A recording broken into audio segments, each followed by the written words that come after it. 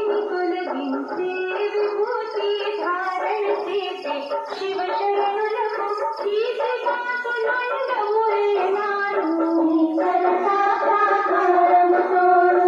శ్రీశైలంబను సుక్షేత్రమిదే భక్తులకిది భూకైలాసం ప్రతి శివరాత్రి జాగరణ భూమిలో శరణుల మందిరం